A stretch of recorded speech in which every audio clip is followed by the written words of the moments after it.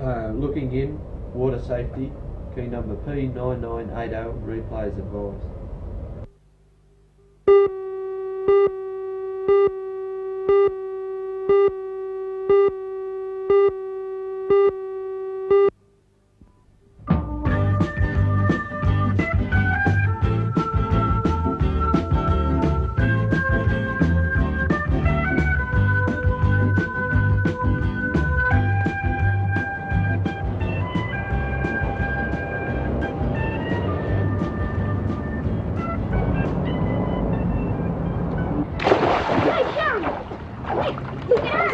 I'll get him out.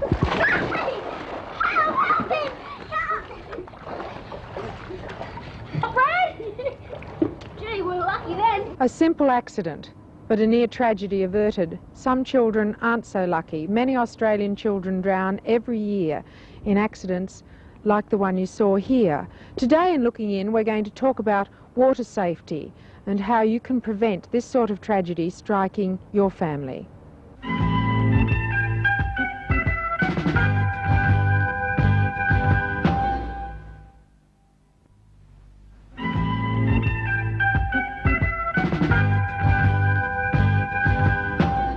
Mike Stanton is the chairman of the New South Wales Swim Coaches Association and also the proprietor of the Lazarus Swim School.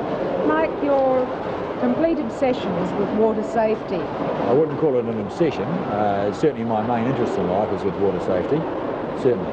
You've quoted some horrifying statistics, something like 200 children a year drowning in Australia, most of them in backyard accidents. I'm sure it's more than 200 now. I remember just last summer, between September, for a 6-week period from September on last summer, there was something like 25 toddlers drowned on the North Shore of Sydney alone. And I'm not sure what the exact statistics are around Australia, but it is certainly not very pleasant, I can tell you. And the thing that appalls you, of course, as a swimming instructor, is that these deaths are needless. They're certainly needless. They're in the main age group at risk is the age group between about 2 and 5. These are the kids that can get away from mum's beady eye, that can climb fences, can fall into pools, that are not responsible for their actions, that are not aware of the dangers involved in swimming pools. And these are the ones that certainly they should be taught to swim. Their parents have got should really have their children taught to swim at an early age, so that these children, when they're most at risk at this age group, can swim and are safe. There are several aspects to water safety. As part of our classes, we try and sort of get the kids a little prepared for some of the things that they might happen to them. For example, we'd say to a class of kiddies, just suppose you're very good swimmers and you can swim 50 yards. And what happens if you go out to sea with Dad in the boat and the boat sinks and you're half a mile out at sea? What are you going to do? How are you going to get back to the beach when you can only swim this short distance? Certainly not far enough to swim back to the beach. And, after you let the kids sort of scratch their heads and put their fingers in their mouth for a little while, somebody usually comes up with the right answer, and that is you lie on your back and you kick on your back and you have a rest on your back. And in actual fact, this is something we do as part of our class routine. We'll let the kiddies swim a little way on their front, and then they'll pretend that they're tired and they'll roll over on their back and float on their back for a little while, maybe 5 or 10 minutes until they get their breath back. We certainly don't do it for 5 or 10 minutes in a class, but in a real life situation, this is what they would do. And when they've had a sufficient rest on their back, they'll turn back onto their front again and continue swimming another 50 yards or so, and then over on their back again and have a rest. It might take them all day to get to the beach, but the point is that they will get to the beach. And this is something that I think all kiddies should be aware of. Just what are they going to do when they may be reasonably good swimmers and they have to go a long way. The main thing is to stay afloat, float on your back, and this is the best method of drown proofing or water survival that there is. There's also the situation where a competent swimmer, because of perhaps clowning around or something around the pool, is knocked unconscious before he goes into the water. This is always a problem, and it can be quite.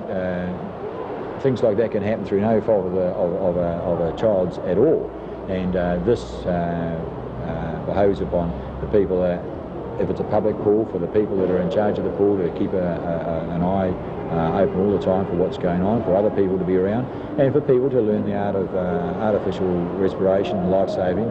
And this is something that all kiddies, as they get a little older, should be able to do, so that they can help somebody else who may get into trouble. This is an important aspect for older kiddies as it is for younger ones to learn to swim. Hyperventilation is a word that's perhaps coming more and more into usage, but I'm sure a lot of people watching don't know what it means. Right. Hyperventilation is the sort of thing you do when you're going to stand, when untrained swimmers get on the side of the pool and they want to swim underwater or they want to swim well in a race, and they stand up on the side of the pool and they go like this half a dozen times. And what they're actually doing is they're upsetting the carbon dioxide oxygen balance in their blood. And they're blowing off all the carbon dioxide and making their blood a little bit more rich in oxygen than it normally is. And this causes problems. It can cause them to black out under the water, and there are a couple of cases on record of children dying from this sort of thing. And in actual fact, this is the main reason why underwater swimming races are banned in most swimming clubs and schools as part of school swimming sports and things, because it's not the trained swimmers who do this sort of thing, it's untrained swimmers who have the false impression that huffing and puffing a few times before they start is going to fill their lungs up with more oxygen and they'll be able to go further. In actual fact, it does it too well, and it can cause a person to black out, and it's in fact a very dangerous practice. So what must they not do? Stand up on the side of the pool and go, taking half a dozen deep breaths. Well, John Young is the Beach and Bath Supervisor for the Newcastle City Council. Now, to build a pool in your backyard, it's not that simple. You can't just dig up and put it in, can you? You've got to go through all sorts of regulations. Tell us about those. Many years ago, John, you could just plonk a swimming pool in your backyard, but these days you must get permission from your local council, mainly for the building and construction of a swimming pool and also the safety factors. And of course, in the Newcastle City Council, we have regulations which come into safety, the fences that we have about swimming pools, the height of fences, which we stipulate must be 3'9", and they must be constructed in a way that children cannot climb over them, which means they must not have any hand or foot holes situated in the fencing. They must also have a gate, a self-closing gate, so that if anybody leaves the pool area, that the gate will close behind them and it's not easily opened from the outside. But they're the regulations concerning the building section of it. Now, what about these canvas pools, which can often be 4 foot high off the floor? So fences still apply there?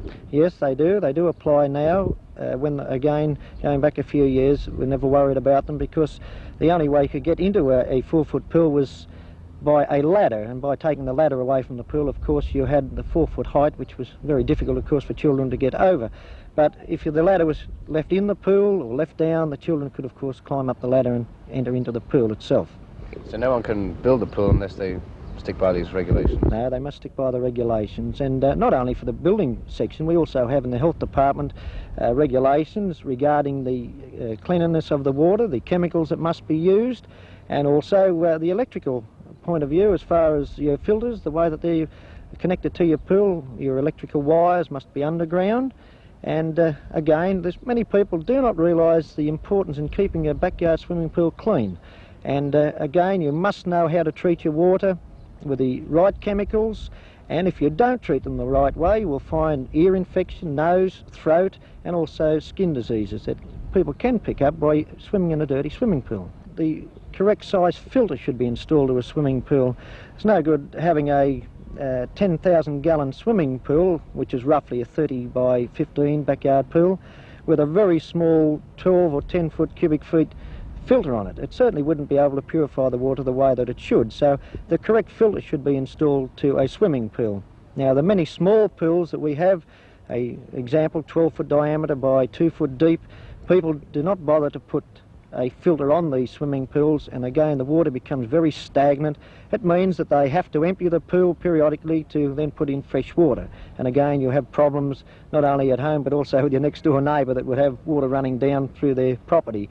So it's important that if people are thinking about having a backyard pool, to stick with the regulations, and the main thing is to have a good filter on it so that you keep your water clean at all times. When should the responsible parents start to think about a swimming program? When the child starts to get at risk in a water situation.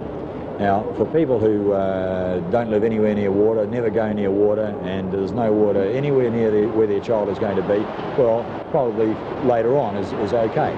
But for most people these days, there's water everywhere. There's backyard swimming pools, there's dams, rivers, lakes, you name it, the surf in fact.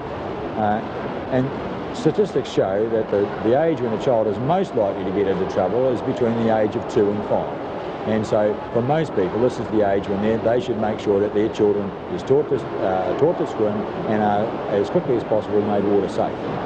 How easy is it to teach a baby to swim? But the easiest age to teach a child to swim from an instructor's point of view is around about 6 or 7. As they get older than 6 or 7, they become more nervous. If they haven't learned to swim by 6 or 7, they're usually very nervous of the water and they're difficult to teach. If they're under 6 and 7, it becomes a little bit harder as they get younger. The problem is you can't wait till a child's 6 or 7 to learn how to swim. They have to learn when they are most likely to get into trouble. And this is between the age of 2 and 5. So that's the age that they should start to learn.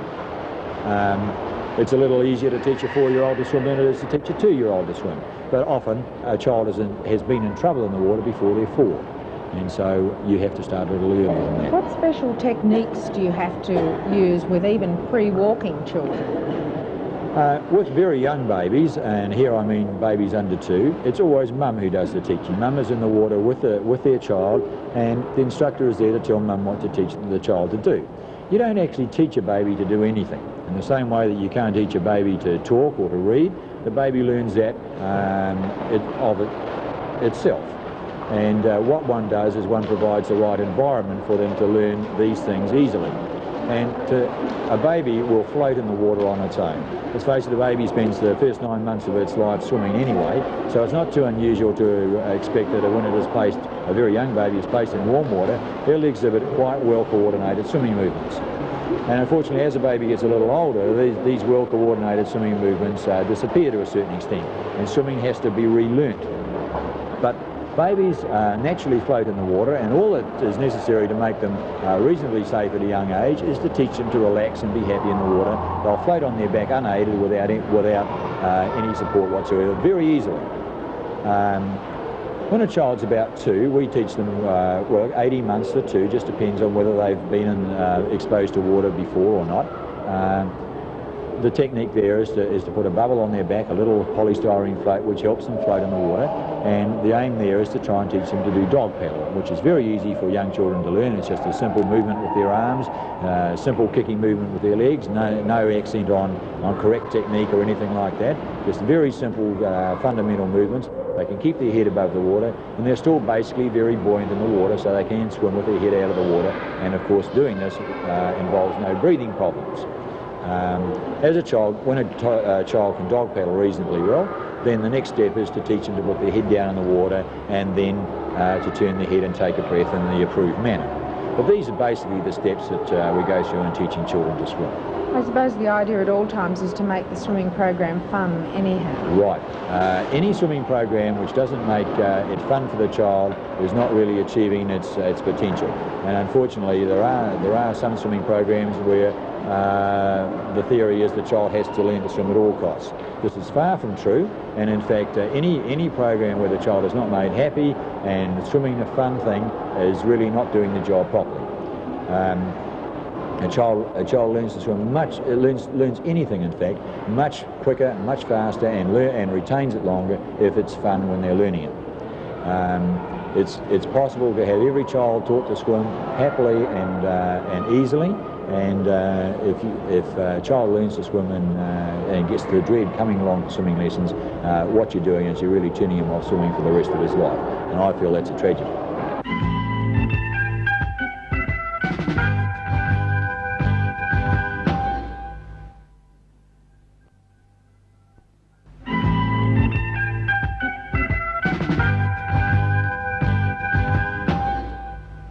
Children are genuinely terrified of the water, particularly children around 6 who may even have been exposed to it. How do you overcome those sort of fears? I think you've got to take things very quietly and gently. You've got to build the child's confidence in, first of all, his teacher, and through his teacher in the environment, the water environment that he's in.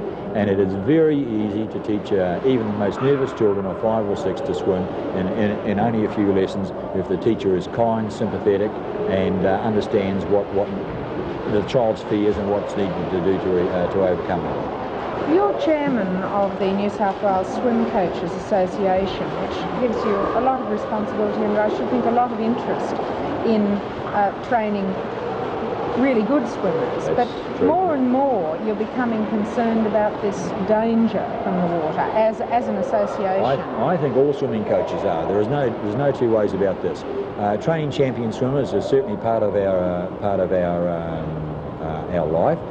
It's the hobby part of our work, if you like, and it's a byproduct. It gives children who learn to swim and something to go on, something to progress to, and this is as it should be. But teaching children to swim so they win Olympic titles or even national titles is not really the main aim of my job, and I must say 99% of all the swimming coaches that I know in Australia.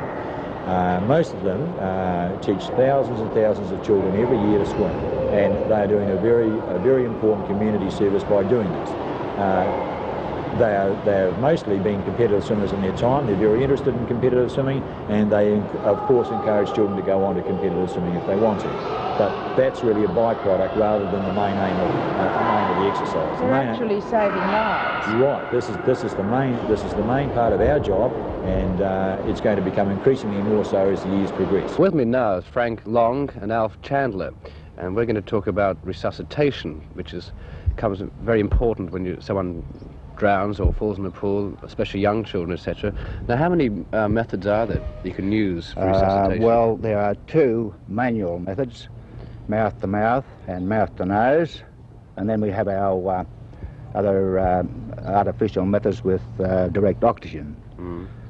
This is pretty complicated. You have to go through a advanced course for this, but for the ordinary layman, excuse me, the ordinary layman, well, this mouth-to-mouth or mouth-to-mouth, manual mouth-to-mouth or mouth-to-nose is good enough for the average layman. Well, you use that anyway, irrespective, until you get your machine working, the artificial methods working. Yeah. Now, mouth-to-nose, would you use that on small children especially? Mouth-to-nose, that's if you have a mutilation of the mouth is severely damaged and you cannot use pressure on the mouth.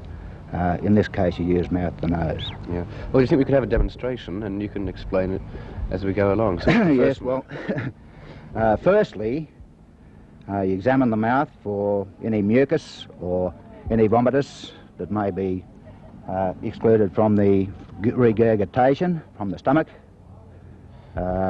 or broken dentures that might be swallowed. The mouth is inspected first, and any mucus or any rubbish whatsoever. The next step, which is most important, is to make sure you have a maximum head tilt. So there's a clear passage with the patient, as you can see, in the sniffing position. And this is most important, otherwise you won't get any air into the lungs whatsoever. This is very important to remember.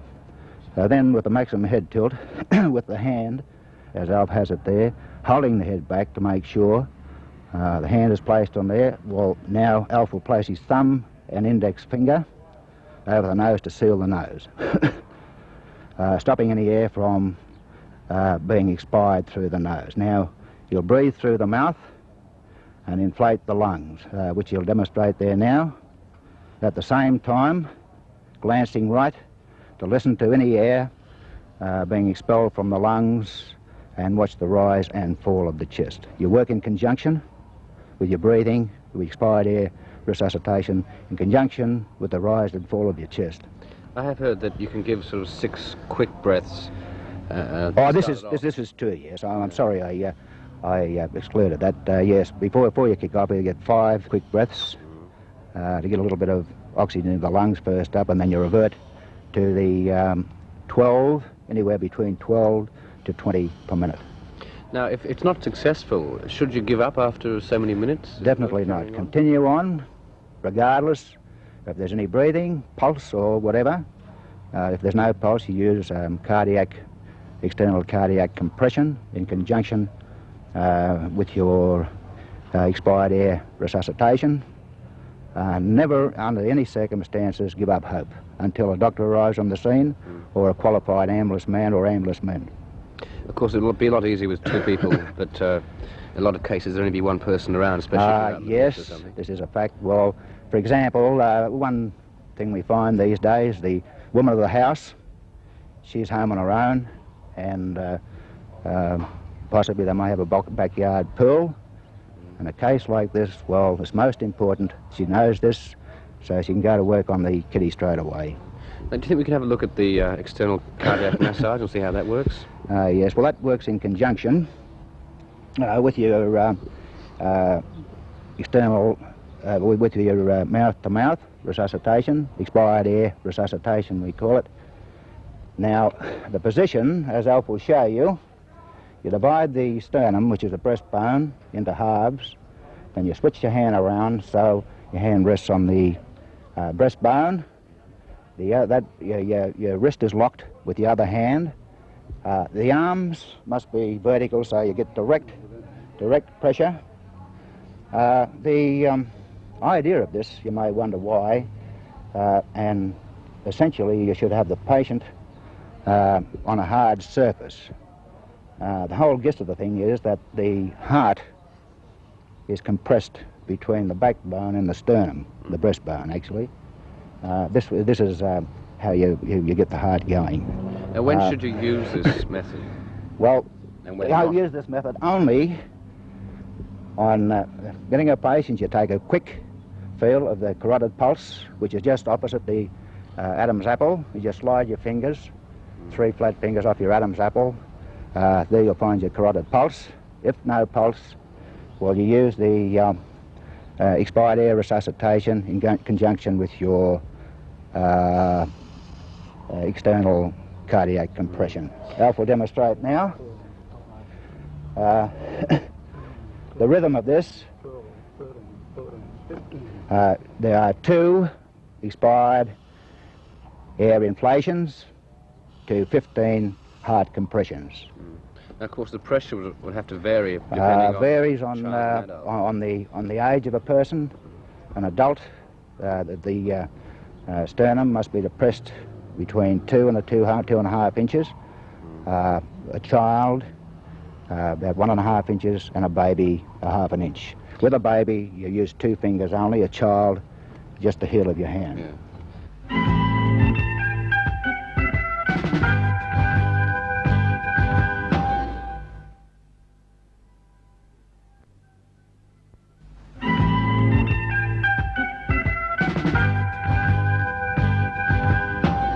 Most children in Australia by the age of 6 or 7 can swim reasonably well. The problem is that with the Australian way of life, that more and more people are building backyard swimming pools. And the statistics would not nearly be so bad if these didn't exist. Very few young children die on the surf. There's very few, and they're only the result of tragic accidents. You know, cars going into the tide, or things like that, fishing accidents and that sort of thing. But the problem is there are over 600,000 swimming pools in Australia at the moment, and they're being built at the rate of 100,000 a year. And most of these are backyard swimming pools. The complete answer is that it's every parent's responsibility to make sure that their child isn't going to fall into a pool and be carted out to the morgue. It is an easy thing to have your child taught to swim. There are dozens of places in every town now, dozens of people qualified to teach children to swim, and it is an easy thing for every parent to get their child taught to swim, and I feel it is their responsibility to do so, and that's the only way that their child is going to be safe. Mike, although we have some statistics on the children who actually drown, we have no records, of course, of the hundreds who must go very close to drowning, but you must have met the parents and some of these children. We have parents come to our swim school every year who tell us horrifying stories about kids who've watched their brother or sister drown. In fact, there was a woman here just last week telling us about this little girl who was very nervous, and she considered that she was very nervous because last year her brother had drowned and she had been at the pool when it happened.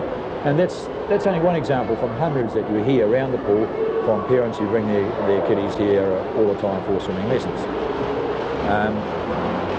We also hear lots of stories, and very gratifying stories, about children who have fallen overboard from boats or from wharves or fallen into pools and have got themselves to the side and called out. And these are people who would possibly have drowned if they hadn't had swimming instruction of one sort or another.